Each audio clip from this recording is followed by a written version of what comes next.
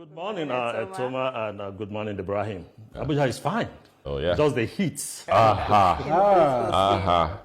It is. And in Rivers State. Okay, and Rivers heat. Rivers heat. The political heat that you find in Rivers State. The Rivers heat. Now, how are you guys coping with this hot weather without electricity? Well, bottled water is very popular now. We're using a lot of it, you know. And, it was going to rain yesterday, so the weather changed, you know, at some point. It's fair, you know, as at this morning it's fair. Since yesterday it's been fair. So we only commiserate with you, or let's say we only sympathize actually with those of you in Abuja, because I can't imagine what kind of heat you'll be experiencing at the moment. All right, go ahead with your conversation, Can't imagine, please. like you said. Okay. All right, even this will pass, you know, and just as we are hoping that the heat in Rivers will also pass. Now, the series today will be in two fold. The first one we'll be talking with a pension expert. Then we'll go into the discussion about Rivers State later in the course of this particular one. So welcome to the show this morning from our Abuja studio. Now, we will turn our focus to an issue that affects millions of Nigerians, and that is the challenges of retirees and the culture of savings. Now, retirement should be a time of rest and reward for years of hard work, but for many, it becomes a period of financial struggle. Now, the reality for many retirees is far from the ideal life of comfort and stability. In fact, recent statistics show that a significant percentage of retirees live on minimal pensions or rely on family support. Financial experts argue that the lack of a strong savings culture is a major contributor to these difficulties. Many workers fail to set aside funds for retirement, often due to low income or financial illiteracy. Now the message is clear: preparing for retirement starts early. Savings, investments, and pension planning are crucial in ensuring financial stability at old age. Now let's take this conversation deeper with a management consultant and entrepreneurship expert, Eugenia Ndukwe, who is live in the studio today. Fortunately, this is the first woman we're having on the show in our studio. Thank you for joining us on the breakfast show. That's what I'm here. Well, let's start this way. Planning for retirement is a very good idea, but in this climate, workers leave at planning to their pension administration, but this has proven to be counterproductive. At what stage should the planning for retirement begin? Thank you very much. Planning for retirement should actually begin from the very moment you gain employment. But to be more realistic, I would always say if you have at least 10 years before your retirement, or if you are 40, you should begin to consciously plan for your retirement. Now, when you say consciously plan for your retirement, you seem to have assumed that we have a financial system or a workplace system where there is this consistency. A lot of times people get into work and they're laid off even before the 10 years. So how do you plan for retirement? So let's look at the peculiar challenge we have in this country about work. Okay, first of all, we need to understand that the Pension Reform Act of 2014 have made a very significant contribution and impact in terms of issues regarding pension in Nigeria. And then again, I'm aware that for the formal sector, the employer will contribute about 10%, and you, the employee, will contribute 8%. That means total of 18% of your monthly salary. But for the informal sector and for some private organizations, because remember, for the private sector or for the corporate institution, for an organization that has not up to 15 employees, it's not mandatory for you to contribute. Now that leaves a significant amount of persons out of this organized pension scheme. And in reality, the 18% that the government have said to be mandatory contribution is still not sufficient to take care of you at the time that you retire. I had an instance of a friend who came to me her father had worked for 35 years, and then he was expecting a huge sum. And at the end of the day, when he went to his employer to make inquiries about what was due for him, he was shocked to say he's only able to access 3.5 million. And then what will 3.5 million do for him at this current economic state? So, remember I mentioned you have to be conscious. You have to be quite intentional. And then again, aside that, the current pension administration makes it very easy for you to predict what you will go home with, based on what has been made available, what you have been taken out from your salary. In reality, all of these things are not sufficient for you because you know how much you're earning. I don't know how much you have so far in your pension account, but of course you can walk into your PFA and ask them how much do you have in your account, and you can also contribute aside what is taken from your salary. Maybe you have some side business and all of this. Another significant factor is financial literacy, because a lot of Nigerians are not financially aware. They're not inclined in that sense. How would you say that, the government or organizations like yours, can encourage financial literacy to make Nigerians understand what is obtainable and also planning ahead for the future? There's a need for both private and the government sector to collaborate to create awareness and advocacy on retirement benefits and pension administration. PENCOM is doing a lot of good job, but that is not sufficient. A lot of people don't even know about some of the 10% and the 8%, what's that again, the savings that get into the account. They don't know anything about that. And there's a need to make a consistent effort of advocating and also educating people about what will be their reality at the time that they retire. Now, whose responsibility is it to educate? Of course. PENCOM or the various I would say PENCOM has a role to play, but also the employers also have. The corporate service department or the HR department should make that plan, at least annually, to create a day where you can create, teach them about pensions, about financial literacy, about savings, about what is due for you if you have 10, 20, 30 years to retirement from now, and then how best you can also be able to contribute to what you have so that you are able to sustain yourself at the time you have leave your paid job. Okay. Another issue, you earlier said that PENCOM is doing a good job. But some practical examples will not agree with you that PENCOM is doing a good job. For instance, it's mandatory to deduct from the employee. It's mandatory for the employer to make certain contributions. But there are instances where these deductions are made and not remitted, and nobody is sanctioning. So at the end of the day, you leave the employee to face the challenge. PENCOM that is supposed to supervise has refused to sanction. Let me use the word.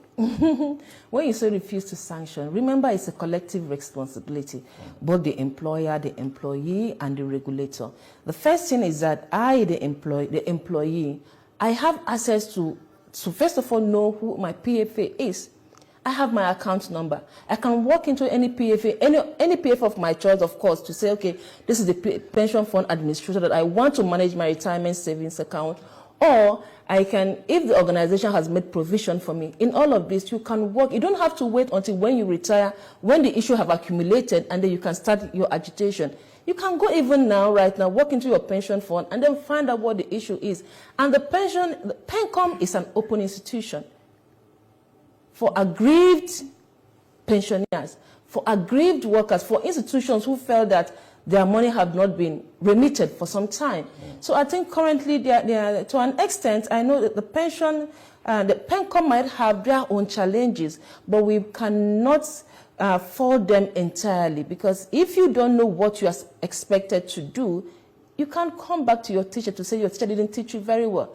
The regulations are there, and the PENCOM, as far as I know, are also open to welcome complaints, to listen to complaints, and to see how they can mediate over it. Well, inefficient administrations have been an issue for Nigerian pension scheme over the years. This has led to delay in processing pension claims. How should the government develop a framework that will remove all these bottlenecks? Bottlenecks exist everywhere in the world. No matter how organized or structured an institution is. Like I said, the Pension Reform Act has made have accommodated or have predicted some of these issues that would come or that is already existing. And PENCOM, as far as I know, are also doing very well. But the government needs to do more, right? Because we need to look at the developed countries. Last time I had the privilege of meeting with this young fellow in the bank, and he looks 40, but he's 60. And then I was asking him, sir, we got talking, and I got to know that he's retired. And he looks quite young for me. And I said, okay, sir, what are you doing in the bank? He said he came to check because he had been working with financial advisors on how to manage his retirement savings. So he came to print his retirement savings to know, to an extent, what is due for him, and then how he's able to manage his funds.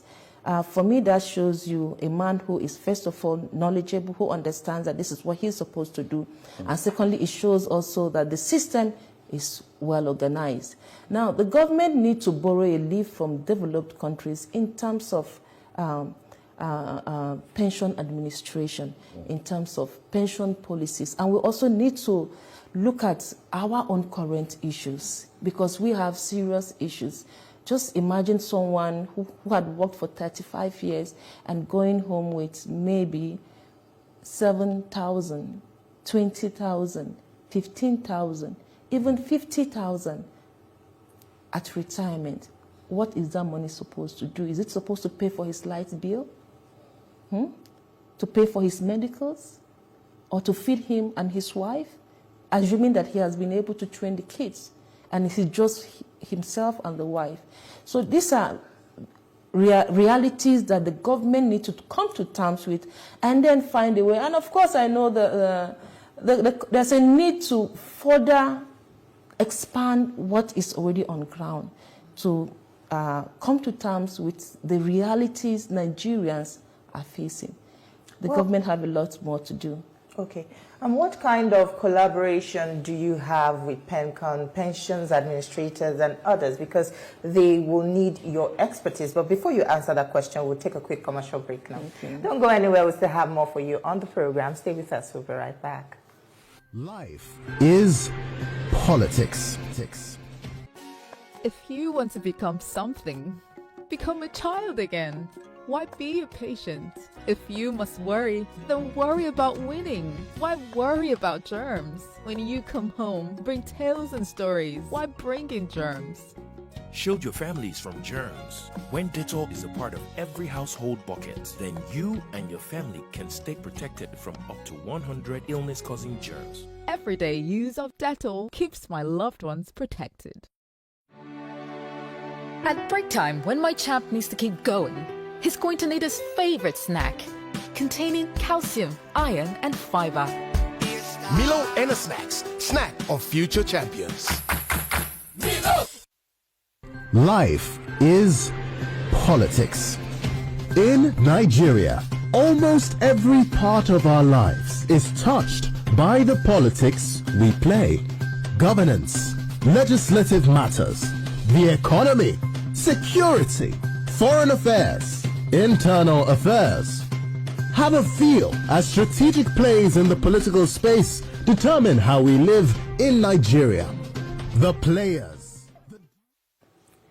Glad to have you back. You're still watching TVC Breakfast and we're live from our Abuja studio. We still have in our studio Eugenia Ndukwe, who is an entrepreneurship expert, and we're talking about retirement plans and investments. And thank you for staying with us on the program. Now, before we went on the break, I was asking you what collaborations do you have with PENCOM, pension administrators and others, because they will need your expertise. Oh, currently, we don't have an active collaboration. However, we are also contributing our own quota to see how we can assist the entire system. Like I mentioned, it's a collaborative effort. What we have been advocating in the last 5 years is to look at the aspect of entrepreneurship, right? For pensioners, for retirees, for those who are approaching retirement, that aside your pension savings, that there is a possibility for you to go into small businesses that could help you to sustain your standard of living even after active employment. So this is the aspect from where we are coming, while the government is doing their own part, your employers are doing your own part, and then you are also acquiring the necessary entrepreneurship knowledge and skills, and also building an alternative source of income, even while you are still active in service. Okay, now the entrepreneurship arrangement, could it also be probably as a way of policy that X number of months before your retirement, your employer must create room for you to actively engage, like in the military, before anybody will retire, you usually have this, resettlement, there's a place they go to so that they can acquire certain skills that will help them to face. So in the civil space, should it be put in place as a mandatory arrangement so that we don't keep having this back and forth, after I've retired, I can't even pay my bills and all that? Yes. Not just mandatory, but it has to be compulsory. Not just mandatory, sorry, but it has to be practicable. Because it's one thing for you to put policies, and then these policies are just there for the sake of policies, but they are not put into practice. Remember that civil servants, public servants are administrative machineries.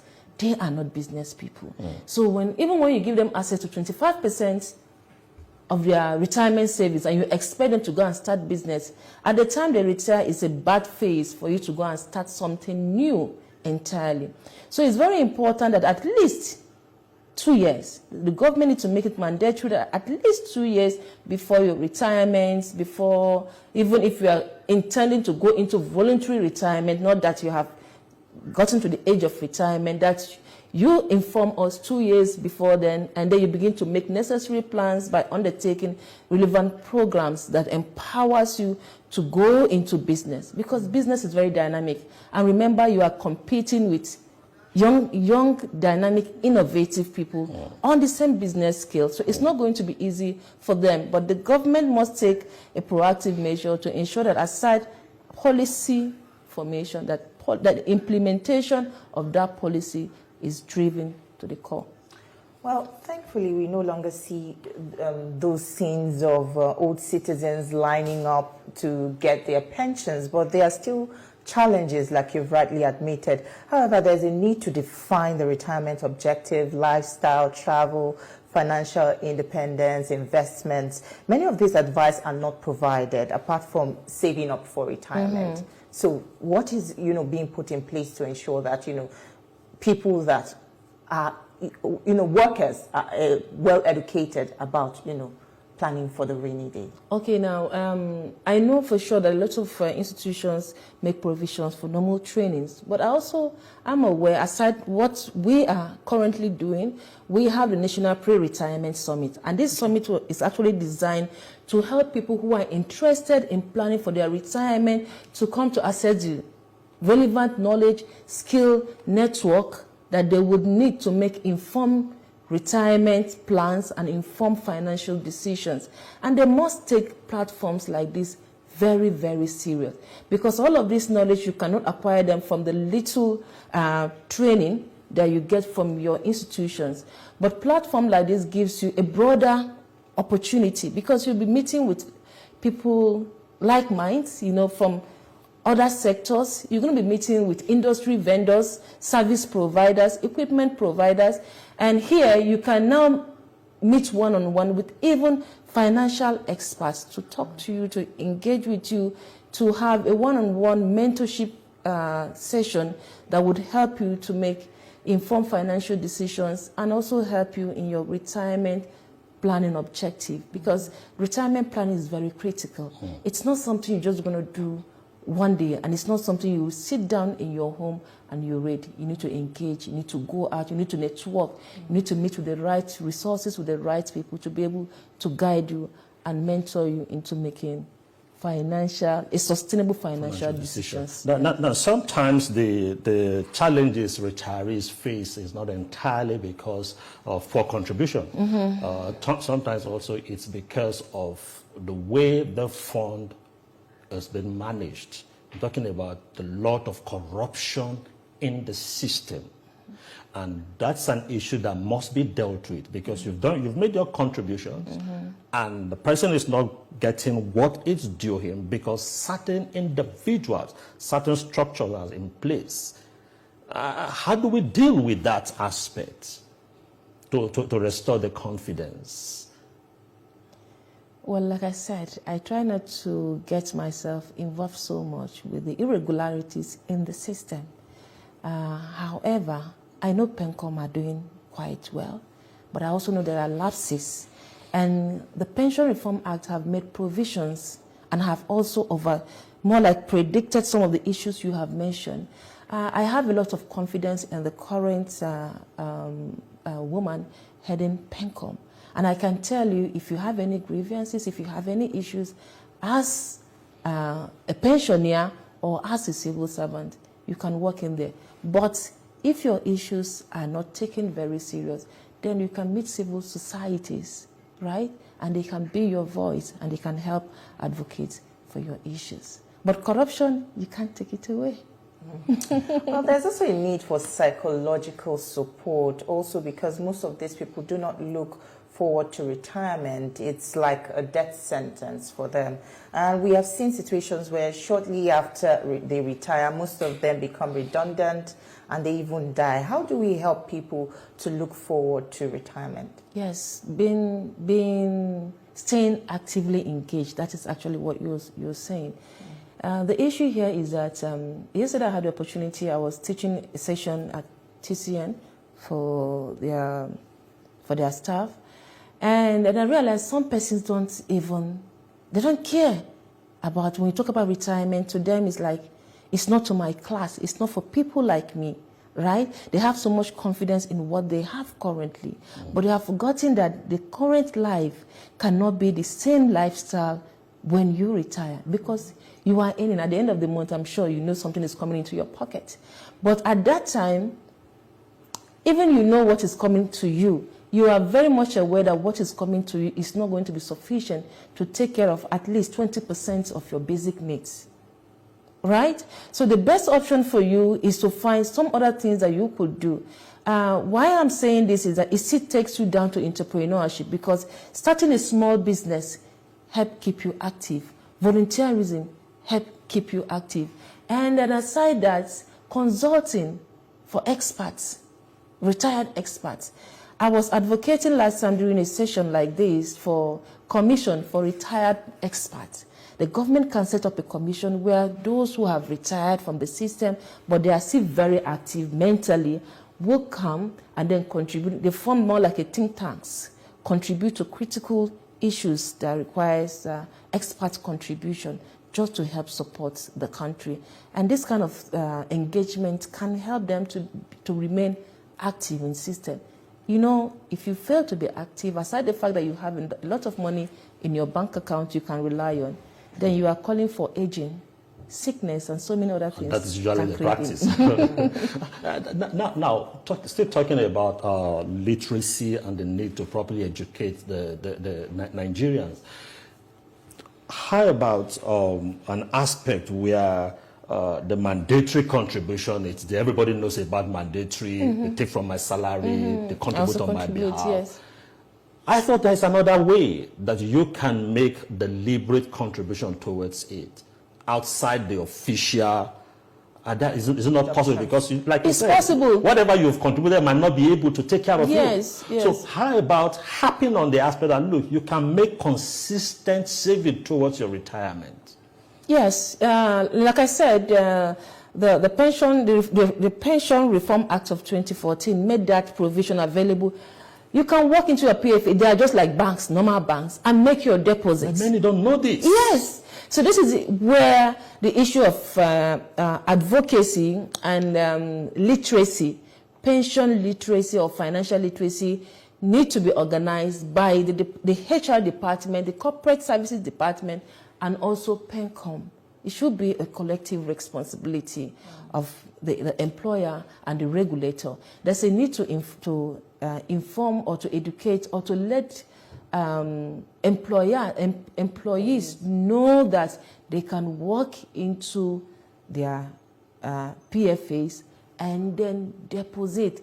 If your contribution, after sitting down to analyze what your current salary is, and you feel that you can still take out 10% more from your salary and contribute because you have some other source of income, like you are farming or you have a small laundry business or whatever it is that is giving you side income, you can, I'm sure that most of them receive alert on their phones. So usually you are supposed to receive alert. So when you don't receive alert, you can ask your employer, or you can find out who is my PFA if you don't know, and go to them and ask them, why am I not receiving my monthly alerts?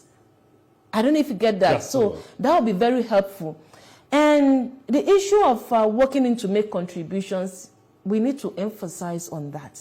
You can walk into the bank, into your PFA office, and you can contribute any amount, even as low as 10,000, 5,000, 2,000. And it doesn't have to be monthly. As soon as the money comes in, you can go walk in and make your contributions. And at the end of the day, you can grow your money. You can grow your retirement savings account. If you don't want to continue that, you can even have your own private, any other PFA, and said, okay, I want to work with any other bank or whatever it is, and then make my savings. Very quickly, before we let you go, will you advocate of some kind of concessions for old citizens to encourage them and create inclusion, sometimes like reduced transport fares, reduced health care, and many other benefits, because we see this kind of things in other climes? Yes, of course, that is very important. We must find a way to help our aging population, because the economy today is so bad, and the aging population depends so much on family members. One of the painful aspects of aging is the fact that you lose your power over your choice and over your decision. It's so painful that you can no longer decide what you want, how you live your life, what you want to do, what you want to eat, where you want to travel to, because you are limited by finances. So the moment you lose your choices and your decisions in life, then for me, you have lost out in everything. And the only way you can recover, you can retain, you can sustain that power which you have is your ability to plan for that time when your strength would have failed you. Plan for the rainy days. Once, thank you so much for your time with us on the program. It was very informative, and you know, planning for the rainy day and also retirement. Thank you so much for your time with us, Eugenia Ndukwe. Thank you very much.